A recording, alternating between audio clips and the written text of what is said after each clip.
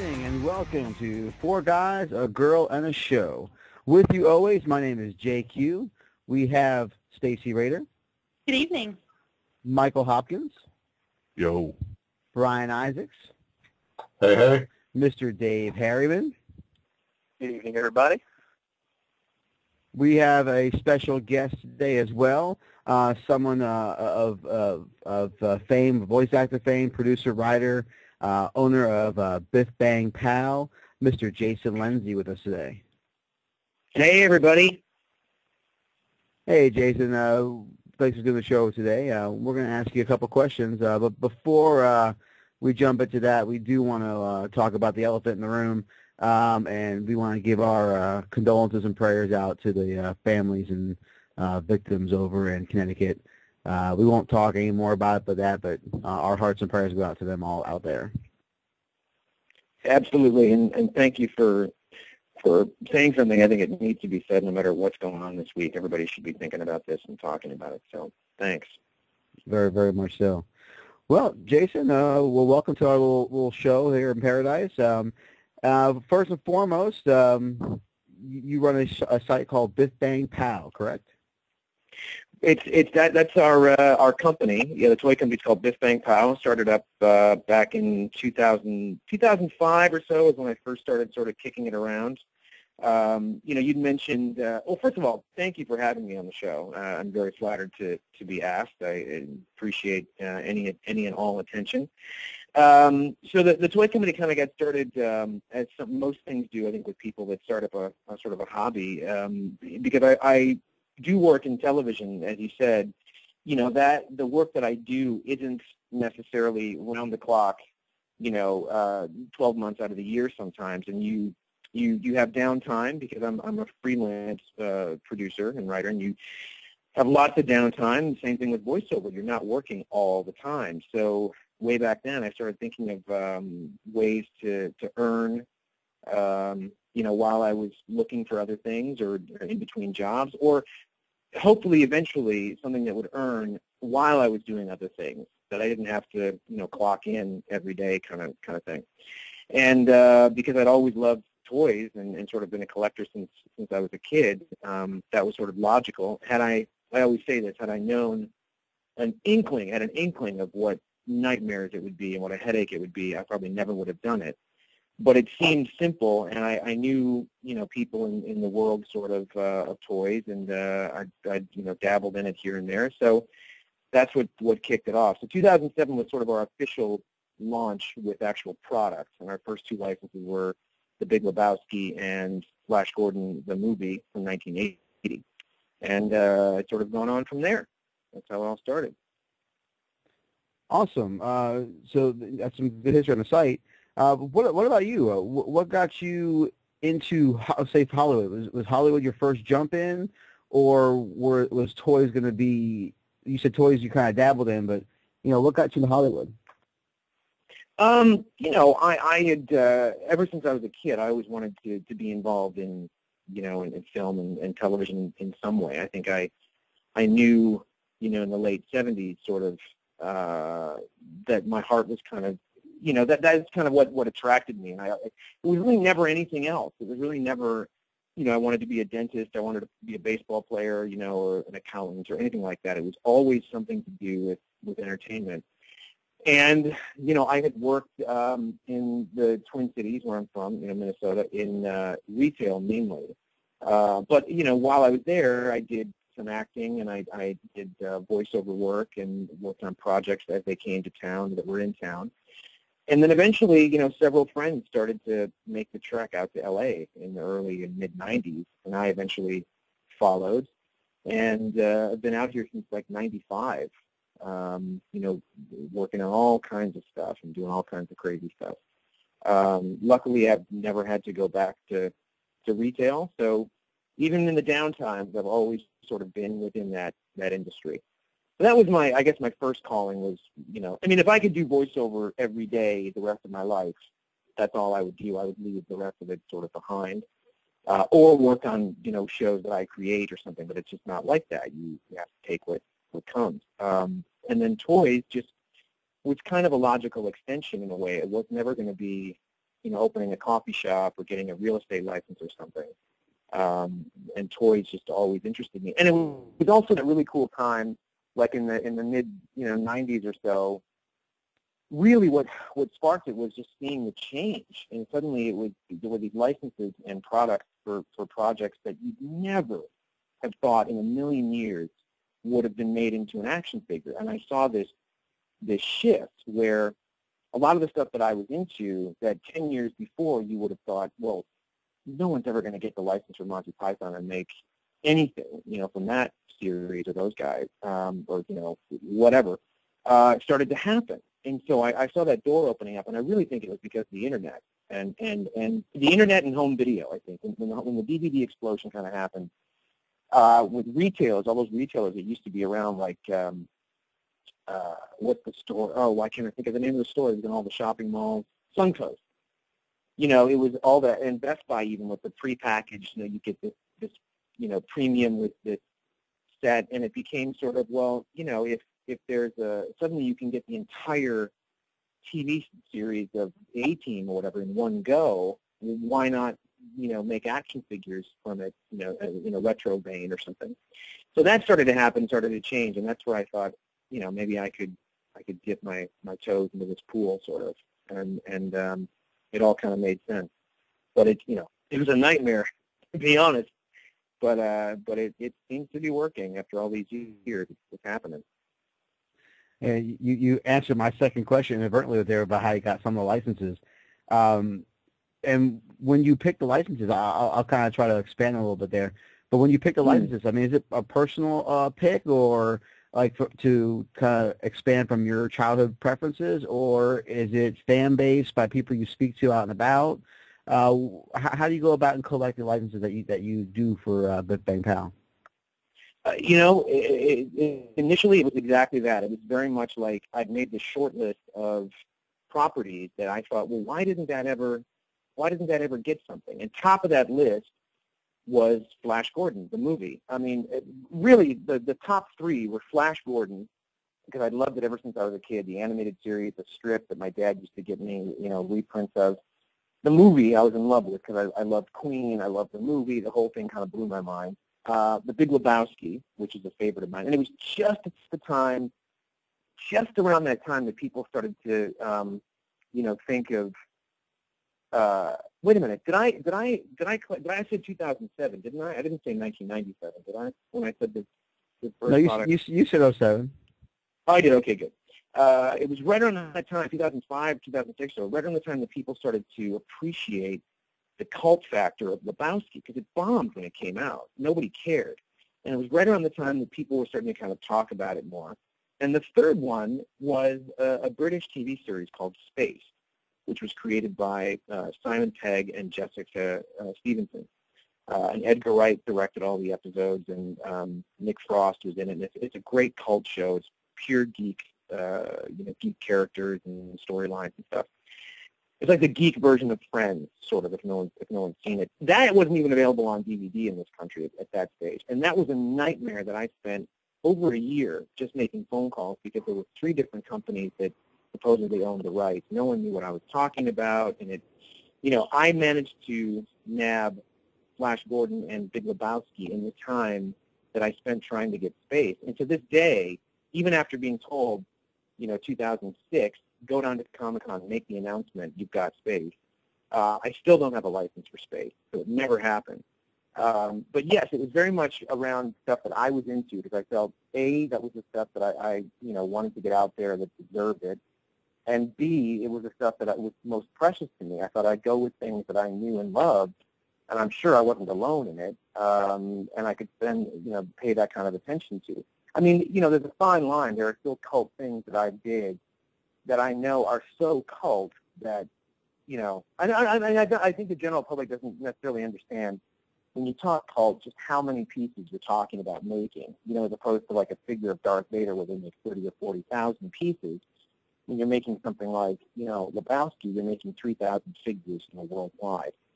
But you can get even more cult, Buckaroo Banzai or, things like that I was smart enough not to sort of spend my time on, knowing that it would be cult, and nothing would sort of happen with it. So it definitely started that way, and I can step back now and look at the stuff and go, I was a big fan of Dexter, when I got it. I'm a massive fan of the Twilight Zone. I never thought I would get that and be the guy to bring that stuff to fruition. Flash Gordon, obviously. Doctor Who. Doctor Who was a show that I was in love with as a 7, 8, 9-year-old. Never found toys. Even went to England when I was 10, thinking that toys would be everywhere, and there was nothing. So, to finally be able to do that and play with this stuff, it's been a huge dream come true to talk to that 9 or 10-year-old Jason and go, can you believe it that you're doing this stuff? Battlestar Galactica we just did in retro fashion. I always loved Nego, and we finally brought that in retro form. So yeah, that's definitely where it started, and that's the bulk of it. But now that we're starting to grow, things are starting to kind of come to us. And, properties might be happening that I'm not necessarily as versed in, but that sort of makes sense for us and that people want us to do. So rather than me knocking on all the doors, they're kind of knocking on our doors, which is very nice. That is good. That's cool, man. I'm sorry I'll apologize in advance if these are very long-winded answers, but I tend to get far too detailed when to clarify stuff. I don't want to get it wrong. So no, that's good, man. That's all we ask these questions, to get into your head and get into the nitty-gritty and what makes it tick. What about production? Are you involved solely in production from sculpt to finished product, or do you have a team that comes to you, or are your hands just totally in it? Well, it's a combination. I've got a partner, Jason Lenzi, who runs Entertainment Earth, which I'm sure most of you know. It's kind of like the Amazon of the collectible world. Yeah. He partnered up with me, and so Bif Bang Pow, the exclusive distributors for everything that we do, is Entertainment Earth. We're working on stuff constantly. We have a graphics guy that is working on stuff, all the time. We've got, our man in Havana, so to speak, with the factory overseas. It's, looking into every nook and cranny. We've got factories that we deal with. So, the buck doesn't stop with me on everything. In other words, I'm not, we've got people now in place. It used to be that our hands were in everything. Now we've sort of got people that we can kind of, delegate to. But when it comes to, character choices and the licenses themselves, character choices, ideas for packaging, it's not like solely us making the decision, but if our graphics guy is like, ooh, this is what I'm thinking for this box, and what do you think about this? And, we're open to everything, but we are sort of the final, giving the final say, and I'm looking at emails, every single day, and sculpts, everything from packaging to sculpts to clock to scale, you name it. It all goes through us constantly. With many licenses now, and dozens and dozens of items. Because now we've opened the door. I don't know how familiar you are with us or what we're doing, but we've now opened the door by adding a lot of other products. We kind of took a page out of NECA's book and decided to, instead of just stick with action figures and bobbleheads, which ironically gets the most attention, seems to be what people want the most, but at the end of the day, those are the things that are the most expensive to produce and that take the longest to produce. They from concept to shelf, with an action figure, you could be looking at, 7, 8, 9 months to a year, depending on what kind of delays you have with the studio or the network or likenesses or what have you. These other items that we're starting up now, tins, lunchbox sort of tins, glassware, journals and books and things like that. Those are the things we can produce fairly quickly, and people just eat up because it is sort of a geek world now, and the geek chic thing is definitely there. But when it comes to stuff you're going to have on your desk at work, some people are more comfortable, having a travel mug with Battlestar Galactica on it than having an action figure on their desk or what have you. And so we can spend a little less time on that stuff, still making it, quality, but we don't have to worry about it as much as we do about action figures and stuff, and we can spend more time on the figures and everything else. But that stuff can get out there fairly quickly while we're working on the toys, Talking about the toys, what about scale-wise? You said you had the Battlestar Galactica as like a Mego scale. We kind of did some research and found out that your Venture Brothers are at 3 3/4 inch scale. Are they all in range, or do each property has a different scale, or are you going to make them all like the same? Like, will it be 6 inch? Will it be 8 inch? Will it be 12 inch? I mean, at this stage, we've done everything but 12-inch, and we tried to do 12-inch with Lebowski, but nobody was interested. We put prototypes up, and nobody seemed to care. But we started with, Flash Gordon was like a 7-inch DC Direct sort of scale. Lebowski was very much like an urban, we called them urban achiever figures, because they had that urban vinyl kind of a look to them. They were sort of not caricaturish, but they were more stylized versions of the actors. But then we sort of hit on the retro thing, because we had Flash Gordon and we wanted to do a retro figure of Flash Gordon that never happened in the 70s. And as I was at Comic-Con talking to the Venture Brothers guys, in fact, it was Doc. Was Doc there? I forget. I think maybe it was just Jackson. We were standing there talking about the possibilities, and at the same time, we were talking about retro, and he was like, "Ooh, could you do that?" And so they wanted to start with retro, the Amigo style, which they thought fit perfectly with the show. I don't know if it fits with everything, but it certainly fit with the licenses that we've used it for. So that launched with retro figures. That launched with 8-inch retro figures in cloth outfits. And because they're generally the same sort of scale, back in the day, nobody complained that the Hulk was the same size as Spider-Man in the 70s. It just was what it was. But a lot of people, said, well, this is great. Well, why don't you do 3 3/4 inch? Not knowing that that's a very expensive prospect. But we tried it, and we put out a Brock Sampson in for Comic-Con. We put out 2 different versions that debuted at Comic-Con. People loved it, and now we're kicking off the 3 3/4 inch scale for Venture Brothers. And for those, they are all different sort of sizes. There's a bit of play with the scale there, where shorter characters are going to be a little shorter and skinnier and whatever, but the heights are going to change a little bit. With the retro thing, with the Mego style, it kind of stays, 90% of the cases it stays in that sort of 8-inch range. Cool. Yeah. I mean, the Amigos are like I said, they're making sort of a comeback. We had our show a couple shows ago talking to Dr. Amigo, and he was that was a fun show we had right there too. We're friends with those guys. They they're part of what we're doing, because we're getting all those parts, all that work that they did all those years, and Doc especially. We're getting all those bits and pieces and using them for our stuff. And if it weren't for them, we wouldn't have such beautiful stuff to work with for the 8-inch scale. It's cool to hear y'all can do that, and kind of make everything happen for the fans like that. I think Brian's up. Brian wants to ask you a few questions. Yeah, I want to. Big fan, Jason. Especially the $6 Million Man stuff. That's the stuff I grew up with. Right on. Thanks. Yeah, I did have the Steve Austin figure with the big open eye, the plastic skin that would break away after being in the sun. All the pieces that got lost after a week that were inside his arm. Oh yeah, it was still some of the best toys I ever grew up with, and I love the retro packaging you guys are doing with the Mego version of it. It's really cool stuff. Thank you so much. I'm a huge fan. Thank you for putting him in the tracksuit too. That's awesome. You know what's great about that? I'll tell you a quick funny story. There, if you go to any like the Mego Museum, boards, you have to admire passion wherever it sort of comes from. I have to admire it, to a degree. When it turns into sort of craziness or insanity, I go, okay, everybody calm down. But for the most part, there's passion wherever it comes from.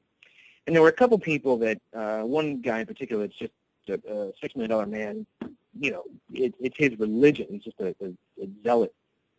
And he was so disappointed and so upset that we were releasing the first Steve Austin figure in the red jogging suit, because he said, let's be truthful here, he never wore it in the show.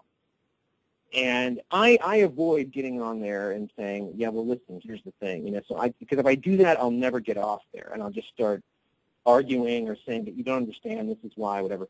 And luckily someone else jumped on within a few minutes and said, to not launch with the red jumpsuit would be blasphemy. It would be insane, because every kid of the 70s had that figure under their tree, or they got it for a birthday or something.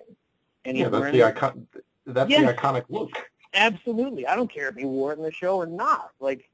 Nobody complained that Luke had a yellow lightsaber, when we got the early bird kid. It just was what it was, So I thought that was hilarious. But thank you for the compliment. I appreciate that. No, please. I hope you guys get around to making a Maskatron. I know he wasn't a character in the show, but still, I want to. Well, one of my favorite. Stand by. I cannot confirm or deny, but just stay tuned. We have some really cool things happening. Yeah, I'm looking at the Fembot. It's just, you are bringing back so many good memories of that show. It's not even funny. It's just. Oh, great! Thanks, man. I hope we can do more stuff, because it is. It's interesting. Again, going back to deciding on licenses or how to go about doing it or what to get. When you've got something like Dexter, we discovered very quickly that most of the people that are buying Dexter are really only interested in Dexter. So if we made that Dexter bobblehead, I'm just pulling numbers out of my nose here, but we could have made 10 or 15,000 Dexter bobbleheads throughout the years, having that license. When we made other characters, we're lucky if we ever went back to the well again. In other words, if we made a Deb or any of the other characters, we probably made 2,000 pieces, and that was it. And they moved very, very slowly. So the hardcore people wanted us. So when you come to Fix Me Our Man, you go, well, how much stuff is there really to play with? He really was the guy, and there isn't a lot. There's a lot for the hardcore fans, but there's not a lot in that mythology that you can really play with. So I hope that we get to. I want to be, we're doing variants of him, like in the spacesuit and the khaki outfit, kind of winking to the show and winking to the Kenner stuff from the 70s. Battlestar Galactica, on the other hand, which we got at the same time with Universal, that's something that we can really go to town on, more characters. There were more characters and more creatures, and there's a little bit more to play with in that universe, kind of. But that's great to hear you're digging what we're doing, so thank you. Oh, my pleasure. I'm also enjoying the classic Battlestar stuff you guys got going on too. Oh, great! That's one of my favorite shows as a kid. Just loved it. I got to ask you, with the Doctor Who property, I know there's now a toy company that, Underground Toys is doing a lot of Doctor Who stuff. Yeah.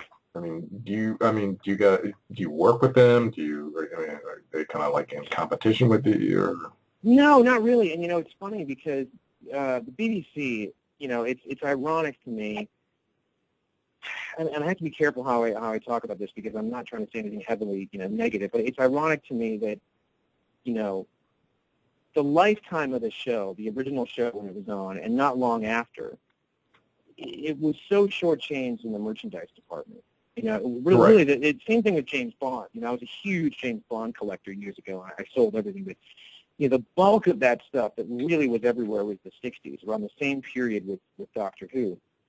And then it kind of, you'd have stuff throughout the years, but nothing really that quality that stood out in the 70s and 80s. And same thing with Doctor Who. And then this show came back, and it got relaunched, and suddenly they have Star Wars. Suddenly they are so protective of this license. It's ridiculous. And it took a lot to explain what we wanted to do and what this license was going to be. So much so that I, at the same time we were trying to work on the license, I happened to be in London on some business, but also just a vacation. And I went to the BBC and sat with them in person and said, this is what I want to do. And I brought some of the Venture Brothers figures with it and said, this is what I'm talking about. Because if you say Mego style, most people don't get that. You have to explain it, and they don't have reference for it. So they understood at that point that it was not interfering with what Underground is, the company here that distribute it. They're called character options in the UK. It wasn't going to interfere with what character options was doing. I made it very clear that we're huge fans of their stuff. We don't want to interfere with that stuff. We're doing something very retro, very much in fitting with the style of the show, and especially for the U.S., especially when it launched in the U.S., because it launched with Tom Baker's first few seasons. Yeah. And that's what I remember coming home, in 78. It was Battle of the Planets, at like 4 o'clock, and then Doctor Who at 4:30 in the afternoon. And Doctor Who blew my mind because it was so weird and didn't look like anything else I'd ever seen. So we were very clear on that. And so they're aware of us, obviously, and we're aware of them. And there's never a, hey, guys, we're planning on doing this. We literally don't know what they're up to, and they don't know what we're doing. So I remember there was something, I forget if it was a Sontaran from the Sontaran experiment or what character it was, but just before we could announce ours, they had announced they were doing this set or something. And I was so bummed out because I thought, oh, man, everybody's going to think we're piggybacking on what they're doing. And you know what it was? It was Scare-Off. It was a character called Scare-Off from a Tom Baker story. Okay. And we're doing an 8-inch retro version, and we weren't able to get the pictures out for ours. We had to wait to get everything on an approval system. And they showed pictures of this City of Death set they were doing with Scare-Off and Tom Baker, and it was like a couple of weeks before we got our picture out. Wow. But no, we really don't know what. So we're sort of in danger of bumping into each other with characters and styles and stuff, but they seem to be different collectors, or there are those Who collectors that collect everything anyway, and it doesn't seem to really be an issue. But I can say I'm a big fan of everything that they've done, and certainly their role play stuff. I mean, I would have killed my family in 1979 to have gotten a sonic screwdriver toy, and walk around with that thing. I was that geeky kid, So all that stuff that they've done, I think, has been really beautifully done. Cool. Well, along with the same Doctor Who line, because I'm loving the Doctor Who Mega figures. Oh, thanks. Being a Doctor Who fan myself, again, I grew up with the Tom Baker years as well, and I love it. And I love seeing the U.S. I had a rebirth of the Doctor Who and a new love for it. And you guys bringing the figures out in the Mega style, it's just been awesome, especially the retro look. Oh, thanks, man. Thank you so much. Do a specific question. Any chance we're going to see a Mego-sized TARDIS out there? Yes, you are. Absolutely. It's up for pre-order right now. We are doing it. It is very retro. It is a cardboard is the wrong word, but it's a thick. It's not plastic. It's a thick sort of a board, and it folds out into the control room. So you've got a it's not a lot of bells and whistles. That we had to be very careful making it with the cost and everything. It's not going to be something that talks or lights up or anything. But because we looked into all that, believe me. But it's got the rotor and the console and the rotor in the middle of the console, and it comes with a K9 figure, a retro K9 that you can only get with the playset. And it should be out. I thought it was going to be out before the holidays, but it might not be until early 2013. March 2013. But it's we worked on it for a while, and it's going to be really cool. It's the first. The first playset of that scale since the Dennis Fisher stuff in '76. Because Dennis Fisher, there's a company called Dennis Fisher, for those of you who don't know, in the UK, that was sort of the UK version of Mego. So some people would argue that Mego did already do a line of Doctor Who toys. They did Tom Baker's Doctor, they did Leela, they did a giant robot, if you can believe it. They did a Cyberman, a Dalek, K9, and that's it. And the TARDIS. And the TARDIS was this massive thing, and it had a huge cardboard box that came in, and it had the same device inside of it that the Star Trek Enterprise had. When you put the figures in and you spun the transporter and you hit the button, they disappeared. Well, they took that and stuck it inside the TARDIS, and that was your TARDIS toy for Doctor Who. But the figures, although Mego-esque, they were in 10-inch scale. So technically, there's never been 8-inch scale Doctor Who toys to go with the rest of the characters that Mego made in the 8-inch scale. But yeah, so we're very excited about that. We want to do that for a long time, and it's coming out. So there you go. All right, I think Stacy has some questions for you too, man. Hey, Stacy, you still there? I'm here. Okay.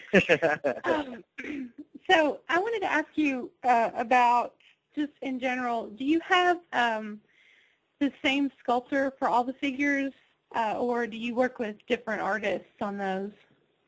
We work with different artists. It varies. We don't have, a ton, and we keep them kind of quiet because we don't want people taking them because they're so damn good. But we work with some different folks, and it's funny because there are some faces. I mean, I'm sure you can figure this out by just looking at stuff that's out there. There are some faces that are very difficult to capture in a good sculpt. I'll give you a perfect example. Kirk and Spock. There are loads of great sculpts of Leonard Nimoy out there over the years, but only a handful, I think, that have successfully been done of Shatner. He's a very difficult face to get right because he's so sort of nondescript. He's not, there's more character, I think, to Nimoy's face. There's more to play with there than Shatner, and so he gets very tricky to sculpt. So, and same thing with Michael C. Hall. We've had a hell of a time getting some of that stuff right. So you just got to find the right people for it, and I think for the most part we have. I think I'm pretty proud of our sculpt, particularly the stuff that we've done for Twilight Zone. I'm really proud of how that stuff turned out. Yeah, that's what I was actually, the example that I was thinking of was the Jason Foster figure. Oh, yeah. The likeness on that is amazing, like even down to the wrinkles on his neck. Yeah, yeah. That's an incredible figure. And I think you're welcome. But the level of detail down to the accessories. I mean, from his bathrobe to the Venture Brothers stuff, and I have to say, going back to the $6 Million Man stuff, I'm fairly new to collecting those toys. I've picked up, I think the first one I got was an Oscar Goldman, and he is one of my favorite toys. So I'm super excited that you got an Oscar Goldman coming out because I like to travel with my toys and like take them out and take pictures of them. So I'm excited about having one that's not going to be 12 inches that I can take out and photograph on my travel. Oh, nice. That's very cool. Yeah, he actually was down at Comic-Con at the Entertainment Earth booth this past summer, and I got to chat with him for about 10 or 15 minutes, and he was just, full of fire and just a real gentleman. But we were talking about Paths of Glory, the Stanley Kubrick film that he did. And he could have talked about that all day, just working with Kubrick and what that was like, and Kirk Douglas and all that. But he was really excited that we were doing this stuff and that it was coming back too. We wanted to. Have you seen the Rudy set that we did for Comic-Con? I have. Yeah, we wanted to do more with it, but because the people really love these pins, doing the gift sets that we're doing for Comic-Con. The Venture Brothers one that we did, we've got a Venture Brothers one coming out for next Comic-Con that's just going to knock people out. The Doctor Who ones that people just love it. And so we thought, what can we do for $6 Million Man? And we thought, well, let's do Oscar Goldman's briefcase. He had that exploding briefcase that came with the Kenner figure. And we wanted to have something in it that would like make a sound when you opened the tin, like it exploded or something. Well, we weren't able to do it cost effectively or in time. But there's your Oscar Goldman briefcase lunchbox. Very cool. So you mentioned that you, a lot of the projects that you've done have been sort of things that you were into. Is Venture Brothers one of those? Were you into that show, or was that something that came to you and wanted to do? No, I was definitely a fan. I was, they're a hardcore fan. They can tell you every every character, every minor character from every episode. I'm not one of those guys, but I had the show. I had all the DVDs, and I was a big fan as we were talking about that, because it was something that again I felt had been really shortchanged in the merchandise department, and that I loved as well. I mean, there were other things over the years, like I said, that I've loved that I knew that just weren't going to happen because they were too cult, or it was going to be too much work or too complicated or whatever. But Venture Brothers is one that I felt like, it had been on the air at that point for 7 years or so, and we'd never gotten toys. And they said publicly that they wanted to do them, So I started those phone calls, and that took like...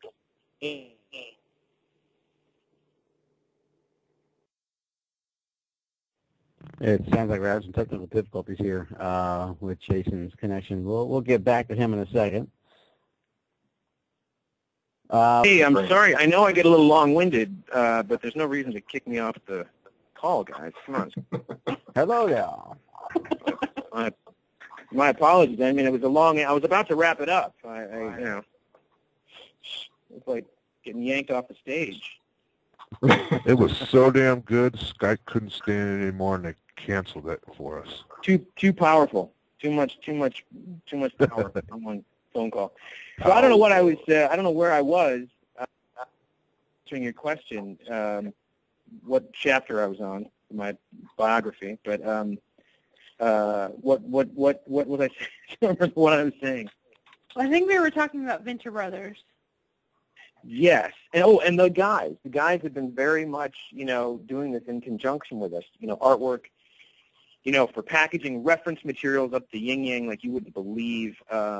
Choices of characters, trying to, and sometimes we got into sort of, we didn't lock horns by any means, but as the toy guys and the geeks, we're all geeks, but we had to sort of explain to the non-toy guys why we, for example, will want to, split Hank and Dean up into different assortments to kind of say, yeah, let's not put them both in the same assortment. Let's get people going, oh, they didn't do, okay, well, they'll do it eventually. We'll do it the next round or something. And it was kind of a way to entice people to know that we're serious about this and we're going to do more characters and it's all coming. It's all going to, get to you. So things like that. But they've been great and very excited about it. They just love the stuff that we're doing, taking two-dimensional characters and turning them into toys like this. They're really impressed, and they've been great. Yeah, and I have to say, when I bought my Hank and Dean, we actually, my husband, his favorite episode is the one with Hank dressing up like Batman and saying, "I'll see you in heck." And so we actually customized our Hank and Dean. We made a Hank, a Bat Hank, and we had an extra Neo Robin costume, so he just put Dean in that. So our Hank and Dean are actually not in their original clothing. They actually have, they're dressed as Batman and Robin. So that's brilliant, because as you can imagine, that is sort of where we wanted to go with this. I mean, the ultimate thing, for Jackson would have been to be able to officially get a release out of Hank and Dean in the Mego Batmobile. Like, that would have been his dream come true. But, of course, you can imagine the nightmares involved with, DC and Warner Brothers and trying to, make all this happen with these characters. They weren't too keen. And then we thought, we even dabbled, because if you look at the show, they were very, very smart in making the outfit, like the Aquaman outfit, it kind of looks like Aquaman's outfit, but it's not quite Aquaman's outfit, and we thought, well, we could even do it that way, but we were sort of advised against it, because even coming close, they got in this, not hot water, but they got talked to about it, sort of, so we thought we better just walk away, unfortunately. But we wanted to do that very thing that you're talking about, officially. Yeah. That would have been really cool.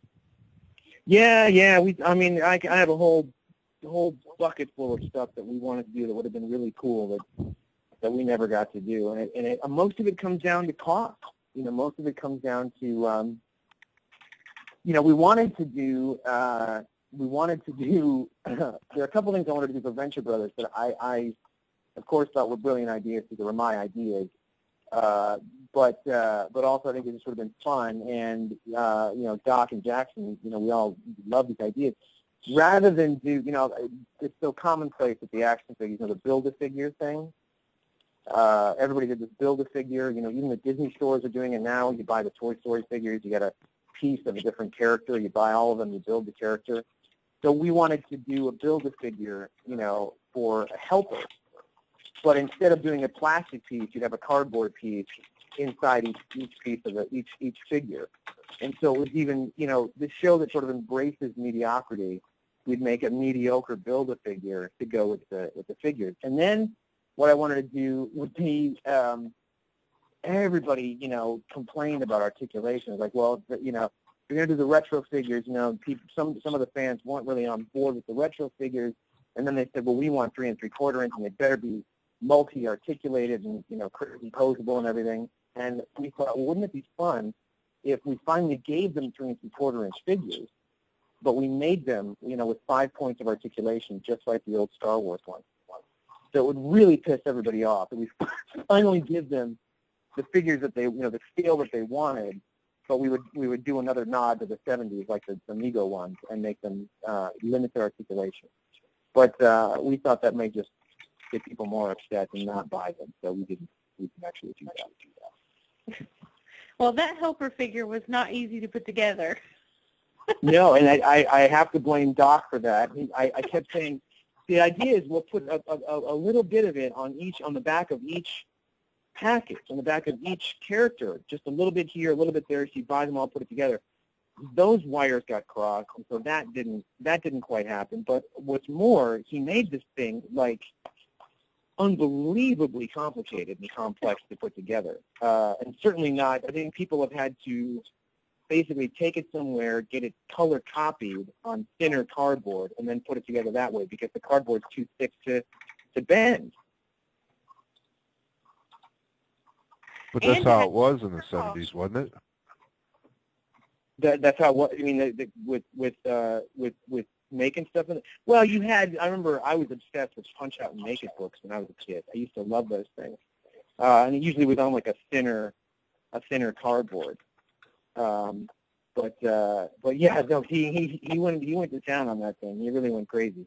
I mean, you can get it together. You can definitely put it together. You have to take a week off of work to do it, basically.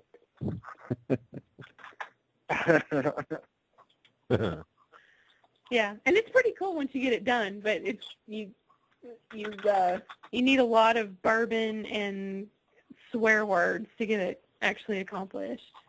Well, something tells me you have an ample supply of both there, Stacey. I bet you could have done it. Yes, it does require adult beverages. Yes, that's coming from experience, I can tell. I especially like the clear parts on the Phantom Lin. Well done on that one. Very well done. Yeah. Oh, thanks. Thank you so much. That was kind of throwing stuff at the wall to see what would stick. And one of the ideas was to actually do him with limbs that you could attach, but him just be a torso. And then he would come with a clear stand that you could sort of put on, poke into his back and have him float around on. And then I was like, well, I remember there was a Japanese line, Henshin Cyborg.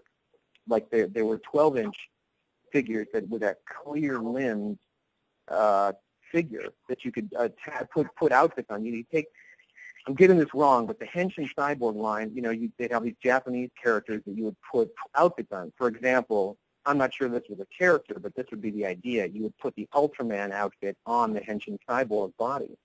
And so I thought, well, let's do it that way with the clear limbs. And I remember, and I also asked, just for clarification, I asked Jackson, okay, so if we do it, does he need to have boots, though? Like, is he, just because they're Phantom limbs, is he walking around barefoot? And he said, yeah, no shoes.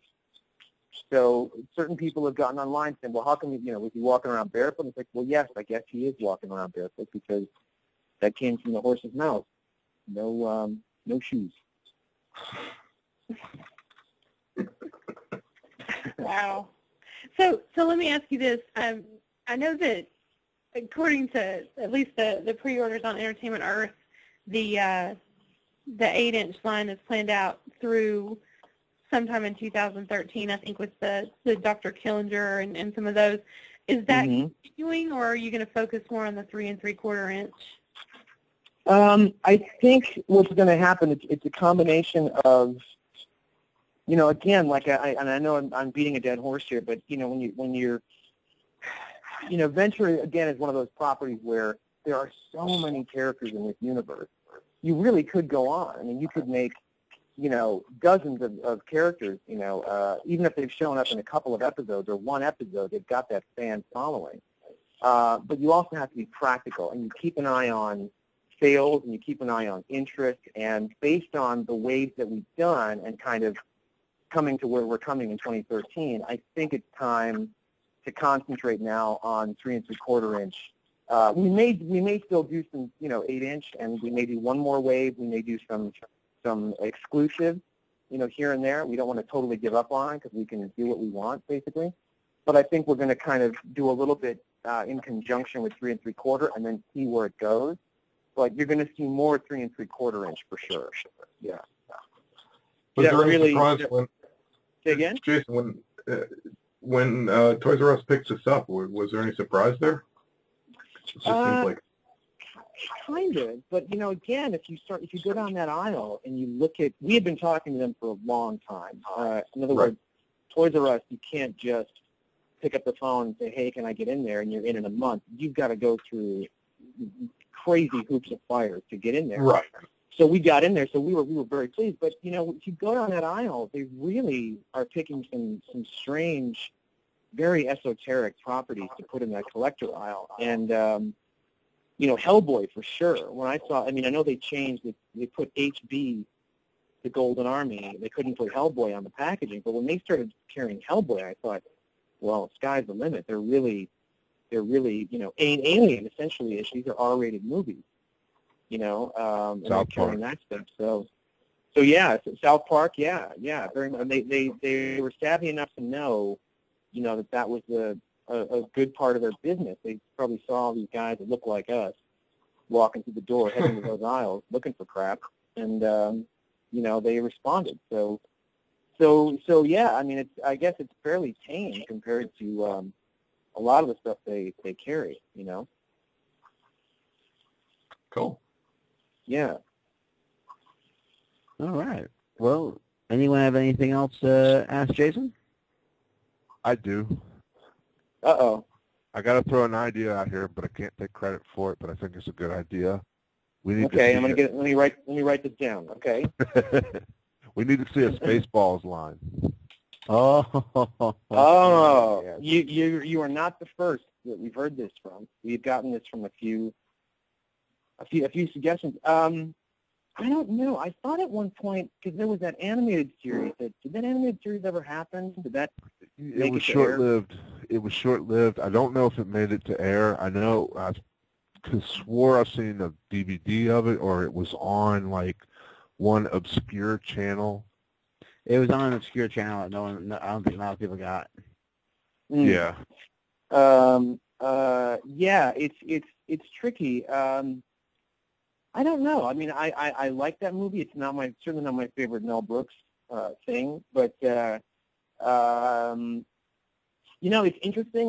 We started this thing with cult stuff that I had to kind of convince my partner of, and we had to kind of beat the drum and say, no, people will love Lebowski, and no, Flash Gordon, it hasn't been done. We got Alex Ross, and it's gonna, and now it's starting to happen where, again, like I said, they're coming to us, and the doors, we're starting to get into areas that I never thought we'd get into of more mainstream stuff.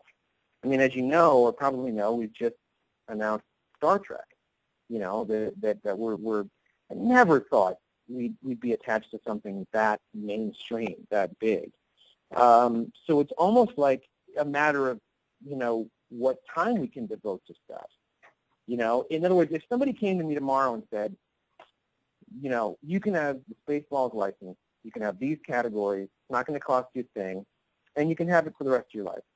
Or you can have it for 5 years, let's say. Do what you want with it.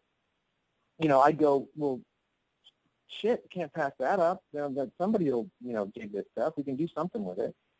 But if it's a matter of, what we can devote our time to, and like I say, I've got, a life other than just the toy thing. So it becomes, you know, what can you devote your time and your energy and your money to, sort of. So it's not like it's unheard of that we could do that, but I don't think that'll be happening anytime soon, just because we've got our hands full with so much stuff now. I'll tell you right now, Jason, if you did get it and you announced a Lone Star, Barf, and Eagle 1 scale exclusive, I'd be on it like a fat can of cupcake. With the flying with the flying Winnebago. That's Eagle 1. Yeah. And here's the only problem with that, and I believe you. Believe me, no one would make a claim like that if it weren't true. But I need, you know, 3,000-4,000 other guys to feel the same way, and they might be out there, but you run a risk. I mean, even with $6 Million Man, like, you know, it's performing. You know, we're you know, things are moving, but you know, you'd be surprised. I mean, even with Venture Brothers, like, this was a show that didn't get anything for 7 years, and I would have thought no matter what we did, those fans that were clamoring for this stuff would have been right there to grab it, and they weren't. I mean, it took a while to get them around to the retro thing, and they came around, and they did well, and we're doing more, obviously. Bobblehead, have you noticed? We only did an initial run of 4 characters. We had plans for loads of characters for Bobblehead. Nobody cared. Nobody cared about those bobbleheads. They didn't move. And so you go, well, what are they interested in? They're interested in T-shirts, you know, iPhone cases or whatever. Maybe the venture people aren't toy people. I don't know. What are the $6 Million fans interested in? Do they care about a mug, or do they only care about toys? And so you really, you know, a buddy of mine, Brian Heiler, who helps run the Nego Museum, he's part of the Nego Museum, and he also has a site that I can't recommend enough called Plaid Stallions. It's an amazing site about 70s catalogs, you know, fashion catalogs, mainly toy catalogs, and looking back at all this stuff. And he's just released a book that I'm going to plug now because it's a brilliant book, and yours truly here did the introduction for it, so I can't recommend it enough. It's called Rack Toys, Cheap Crazed Playthings. And any of you that know about rack toys from the 70s and early 80s, you know they're these crappy toys that were meant to break in an afternoon, basically. But if, you know, Laramie had the license for, you know, Planet of the Apes, and they already made a set of binoculars and a medical kit and, you know, something else that they had done for Marcus Welby or whatever, they would just take it, put it in a different color, stick a Planet of the Apes sticker on it, put it on a card, 99 cents, and it would go to the drugstore. So, but there's something about that that made a lot of sense for these companies to do, because when you were dealing with new properties that were going to hit the airwaves or they were going to come out in theaters, you know, making toys like that and just putting a new sticker on it, knowing you could sell it for 50 cents or, you know, whatever, and not, there wasn't a lot of risk involved with that, because the you know, for us, you won't see a lot of new. We get you know, I get calls from studios. Not all the time, but we get calls from studios saying, hey, we've got this amazing feature that's Cowboys and Aliens, perfect example. You know, this is something that I was very excited about, and I will defend it because I do not think it's a terrible movie. I think it's a missed opportunity. I wish it had been better in many ways, but I also defend it by saying we got a movie with Harrison Ford and Daniel Craig in scenes together. How cool is that? But anyway, they came to us and said, you know, I had a meeting with them, and they wanted to do full court press on this thing. And imagine if we had spent the money and got that license, you know, and you have to plan for it. You have to plan well in advance. You have to hope that the toy stores are going to want to get on board with it and take it, and you have to hope that it's going to be a hit. If not, you're stuck with a lot of merchandise, and you're stuck with, you know, losing money. So if you look at our stuff, you know, 90% of it is cult stuff that we already know has an audience. Some of it's a bit of a risk, but, you know that Star Trek has an audience, and we're going to do okay with this stuff. So it's always a risk, even if you know that you and your 12 pals and that there's a big site that gets lots of hits every month. It doesn't necessarily mean it's gonna work. And the Venture Brothers, back to that again, we put up prototypes. You probably know this, for pre-order on Entertainment Earth, and said, if you guys want these, You better order them by this date because we need this amount of orders to make, just like Maddie does, Maddie collector stuff. And nobody showed up. We got that meter to like 12% of the orders that we needed. They complained and they wanted it. They said, why aren't you doing it? All the Venture Brothers people. And then we said, here it is. Your card won't get charged till they're made, but tell us you want it. And nobody showed up. Nobody ordered it. And then we eventually just made Brock for Comic-Con, and he sold like gangbusters. But we had to put our necks out to build him in the first place. So it gets more and more tricky to pick licenses and know what might work and what might not. And so we may be taking fewer risks, unfortunately, because of our history. And, I think you're going to see more and more companies taking less risks on cult properties and on action figures in general because of, how they perform. And more, they'll do more with the sundries, like the lunch boxes and things like that because they're easier to produce, basically. But I will look into it. I will, the next summit meeting for Bif Bang Pow, I will throw Spaceballs out there. Oh, one more. Oh, another license? Army of Darkness. Now, okay. Now, Army of Darkness.